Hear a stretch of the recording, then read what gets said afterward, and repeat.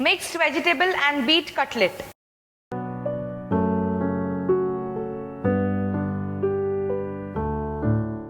Hi, welcome to Sanjeev Kapoor Khazana. I am Zai, and today we are going to make a quick starter. We are going to make mixed vegetable and beet cutlet. Let's quickly go through the ingredients of this recipe. To make mixed vegetable and beet cutlet, we would require boiled potatoes, beetroot, carrot, French beans, capsicum, boiled and mashed green peas, coriander, corn flour, breadcrumbs, lemon juice, salt, chaat masala, ginger green chili paste, and oil for cooking.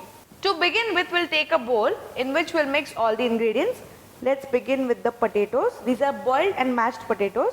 If you're making cutlets or any tikki for that matter, it is advisable to boil the potatoes a day in advance and keep them in the refrigerator. Now what happens is, if you boil the potatoes and keep them in the refrigerator, the excess moisture is absorbed in a day and they become nice and stiff. And that is how the cutlets are made. The potatoes should not be very sticky, they should be firm. Okay. After potatoes, we'll add some French beans. These are also blanched French beans. Some capsicum. You can use colored capsicum also for this recipe. Some carrot. Some green peas. Beetroot. Mix the ingredients well.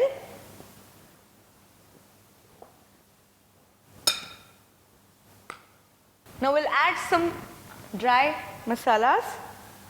We'll first begin with the seasoning for this. We'll add some salt, ginger and green chili paste for the spiciness. For the binding, we'll add some cornstarch or the corn flour and lots of coriander leaves. Add some lemon juice and chaat masala. So we have mixed all the ingredients. Let's combine the ingredients well in the form of cutlets.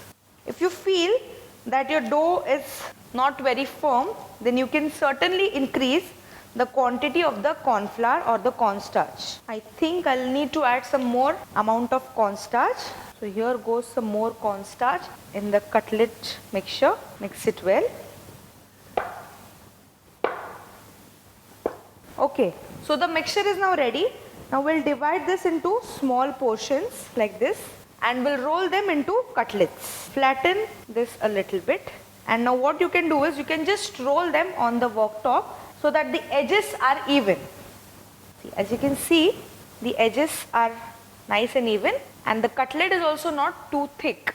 Similarly, we'll make some more cutlets. So we have made all our cutlets, and I've also heated a non-stick tawa side by side. So now we are going to coat the cutlets with the breadcrumbs. These are the dried breadcrumbs that I'm using. So we'll take a piece of cutlet and roll it in the breadcrumbs. Keep it back on the same plate. Let's roll all the cutlets in the same way. So I've rolled all the cutlets in the breadcrumbs and I've also heated a tawa. Let's drizzle some oil on tawa. We're going to shallow fry these cutlets.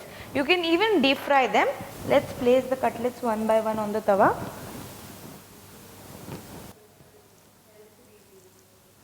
Whenever you cook any dish with a potato, make sure that you always cook it on high heat, especially the cutlets or the tikki. If you cook the potatoes on low heat, they'll absorb much oil and they'll turn soggy. And we do not want that. We want the cutlets to remain nice and crisp.